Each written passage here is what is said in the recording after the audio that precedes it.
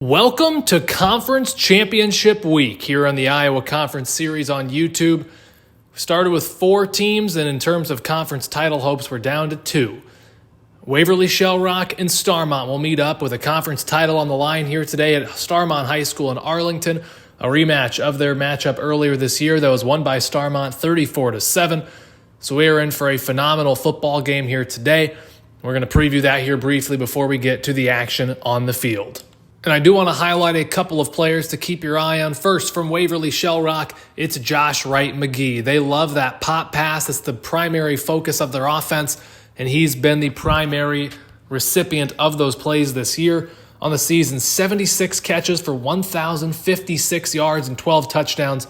And get this is an insane statistic. 1,056 receiving yards on the year with 1,294 yards after the catch. Just unbelievable stuff. The 5'11 senior out of Middletown, Delaware, will be a super big-time player to watch for Waverly-Shell Rock.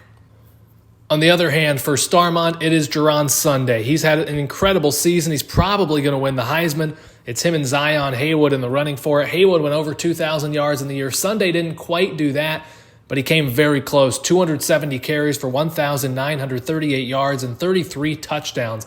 The 6-foot junior out of Green Bay, Wisconsin, has been phenomenal this season for Starmont, and he'll need to be phenomenal again today to get past that Waverly-Shell Rock defense. It's just about time for this matchup, Waverly-Shell Rock and Starmont. We'll get to the field here in just a moment.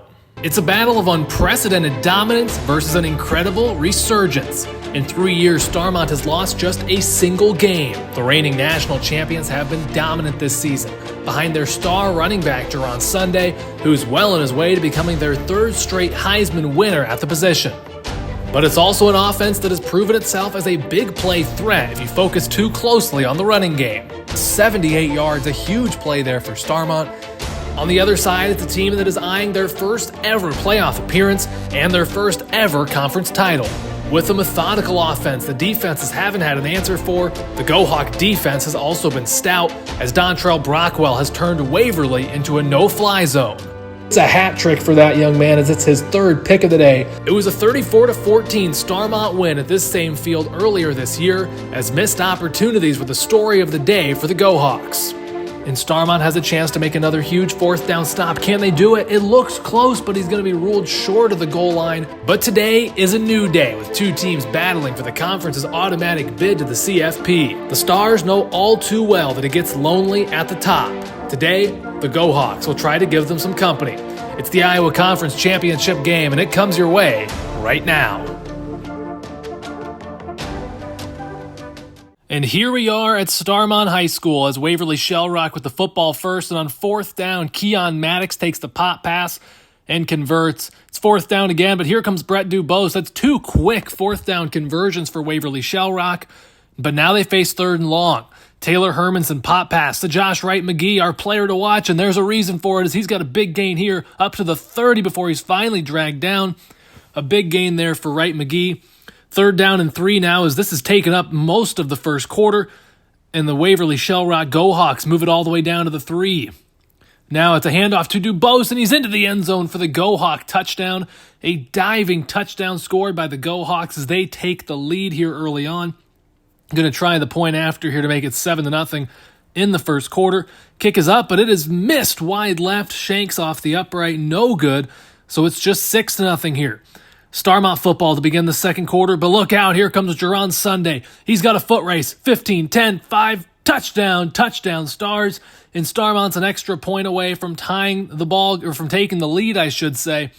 Playing on their home field here, big conference championship game, trying to earn that automatic bid to the CFP. They're in either way, but Waverly-Shell Rock could have sealed themselves a spot with a win.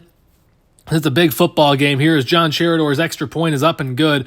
And it's 7-6. Starmont, Brett Dubose, the ball carrier here, but the football comes loose. It's on the ground and picked up by, looks like, Carson Patterson of Starmont as they get the ball back. And here comes Jerron Sunday. Blocking's there. Good block there by Amerson, and he's into the end zone. Sunday with his 2nd touchdown of the ball game so far. And it is Starmont coming out to the lead now, 14-6, extending their lead, I should say.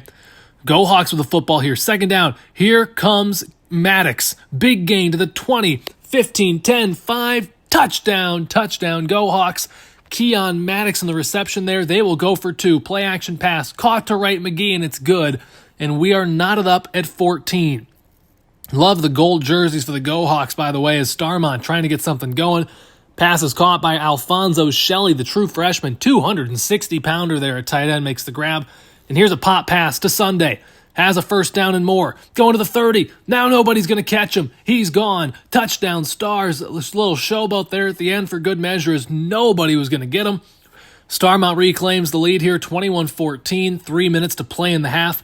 But here comes Wright McGee again, and he's got space. Gets up to the 40 before he's finally dragged down. Pop pass is working as intended here for the Go Hawks. And I swear this is a different play, not the same play again. Wright McGee might go all the way. To the 10, 5, and he's diving across the plane. He's in for a touchdown. A big play there for Josh Wright McGee as he scores a touchdown. Now we're knotted at 21, less than a minute to go in the half. Fitzgerald gets outside of the pocket and finds C.J. Baxter. Nasty juke move as he gets out of bounds to stop the clock. And now it's second down and goal. Another pop pass. Fitzgerald to Baxter. He jukes a man, and he's going to go into the end zone. He's dragged down, but he crosses the goal line first. As Starmont takes a 28-21 advantage with very little time remaining in the half. Last play of the half here for the Go Hawks. And it's going to be a sack. Marcus Kilgo gets back there and sacks Taylor Hermanson. And that is going to do it for the first half of play. 28-21, Starmont leads by a touchdown halfway through this ball game. And it's Starmont football first. Fitzgerald gets out of the pocket. Deep shot down the field, and it's grabbed. DeMarcus Gaskins makes the grab way down to the 22-yard line. And here comes Sunday again. They've been getting a healthy serving of Sunday, and he's gone again. 22 yards to the house high, stepping into the end zone. As Starmont makes it a 2-score game, 35-21, the Stars lead.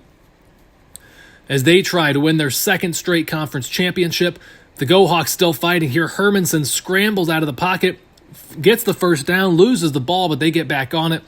Here comes Brett Dubose. Big hole opens up. He might have a chance to go all the way. 35, 25, nobody's going to catch him. 10, 5, touchdown, Go Hawks. They're back within a score. Big run there for Brett Dubose as it's 35-28. But here comes Jerron Sunday again. The blocking's fantastic out there. 15, 10, he's going to go again. What a game Jerron Sunday is having. He's been simply phenomenal. What a performance he's had so far in this one as the Stars extend their lead further, 42-28. Play action pass here. Hermanson getting out of the pocket. Sitting back and finds Lucas O'Doyle for a first down to the 31-yard line. Nice little gain there as now Hermanson, again, standing in the pocket, has time to throw, but the pocket breaks down, and he's taken down for a sack. Go Hawks going to run the hurry up here as they're slowly but surely running out of time. 13 minutes left in the game here, 3 minutes in the third quarter. 2-score football game, but that Starmont offense is hard to stop.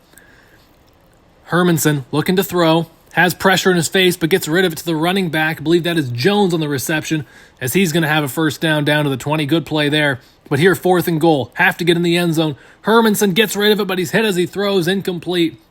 And the football goes back to Starmont. Here comes Keon Amerson on the pop pass. Good block there by Gaskins on the edge. He's going to get to the 30 before he's dragged down. Make that the 31. Now Baxter comes in motion on a pop pass. Good block there by Sunday.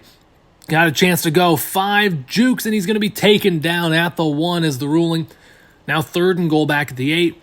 But here comes Sunday again on the pop pass. Stars taking a play out of the Go Hawk playbook, and Sunday's into the end zone again. Man, he's been phenomenal. He's had an exceptional football game here today, and he scores once again.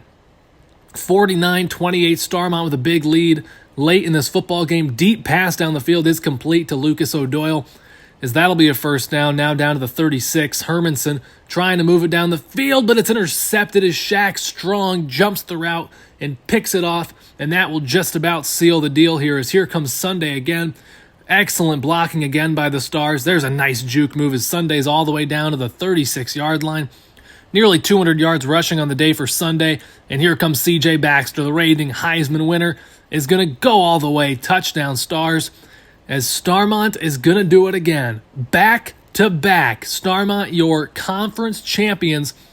They have sealed themselves a spot in the CFP, which they had already done for all realistic standards, but they very well have a good shot to be the number 1 overall seed. And at this time, I want to go ahead and reveal the 12 teams that have qualified for the college football playoffs, and we'll see just how many Iowa Conference squads got into the bracket. There's 4 teams, of course, that have a legit shot. We'll see how many of them made it. First of all, your number 1 seed that will play the winner of the 8-9 game in the Orange Bowl is Washington. The Huskies go 12-1 in the season, and they are going to be your number 1 overall seed. Now moving down to number 2. The number 2 team that will play in the Fiesta Bowl is Starmont. Your Iowa Conference champion Starmont Stars go undefeated, 13-0, and they will await the 7-10 winner in the Fiesta Bowl. Now to number 3. This team will play in the Peach Bowl, and that is Auburn. The Tigers, 11-2 on the year. They will go to the Peach Bowl after a first-round bye. And the final team to receive a first-round bye is Utah. They will go to the Cotton Bowl, 10-3, Big 12 champions. They are your 4th seed. Now we're going to the teams that will not have the first-round bye. First of all, the 5 seed to host and play Utah if they win. That is Georgia. The Bulldogs, 11-2, ranked 2nd in the AP poll, but clearly did not win their SEC championship game against Auburn. They will play Utah if they can beat the 12 seed. Now moving on to our next team, the 6 seed. That is Purdue. Purdue will host a first-round playoff game. They're 10-2, and they'll get Auburn if they win. And now we're moving on to the 7 seed to host another game there, and that is my Don Bosco Dons. The Dons have gotten the 7 seed after a fantastic 11-1 season. They will host the 10 seed, and if they win, it's a Week 1 rematch in the Fiesta Bowl against Starmont. Moving on now, the 8 seed, that is going to be SMU, Southern Methodist University out of the ACC. They'll be playing their home game there in Dallas, trying to get to Washington in the Orange Bowl, but they'll have to get past the 9 seed to do it. And that is Cedar Falls. Cedar Falls, the 3rd Iowa Conference team to make it in, 10-2 on the year, as they will be heading to Dallas. 2 losses for Cedar Falls to Don Bosco and Grundy Center. They will be on the road in the first round of the CFP. And next up is the 10 seed. They will go to Don Bosco, and that is Central Florida. UCF will head to Gilbertville for a big-time matchup at Tom Ryan Field. Only 2 teams left still have not seen Waverly-Shell Rock. Number 11, that is going to be Ohio State, as it'll be a Big Ten Conference battle at Purdue, as Ohio State, with 4 losses, has snuck into the CFP as the 11 seed. And finally, we go to the 12 seed, the team who will play at Georgia with a shot to play Utah in the Cotton Bowl, and that is going to be Florida State, as the Florida State Seminoles take the final spot in the CFP. And yes, that means Waverly-Shell Rock has not made the CFP, as they have been selected to the Birmingham Bowl. An unfortunate end to a very good season for Waverly-Shell Rock, as many thought that they had earned a spot. Of course, Coach Witry certainly thought his team had earned a spot in the college football playoff, but that is not how it's going to end up. Do want to congratulate Coach Witry and the Waverly-Shell Rock Go-Hawks in a phenomenal season, but unfortunately not going to get the chance to play in the CFP. But Starmont, Don Bosco, and Cedar Falls all will. Don Bosco with a chance to have a rematch with Starmont, and of course Cedar Falls starts at SMU, and a top-seeded Washington matchup awaits them. So that is going to do it for this episode. We'll have the first round of the CFP coming at you next time here, with 2 fantastic matchups next week, and then of course Starmont waiting in the wings there, getting the first round bye, as we'll see how that looks in a couple of weeks' time and see if we have a Week 1 rematch between Don Bosco and Starmont. So thanks so much for watching this conference championship edition of the Iowa Conference Series here on YouTube. We'll also have our award winners coming very soon. A lot of good stuff coming up, so be sure to stay tuned. Thanks so much for watching, and we'll see you next time.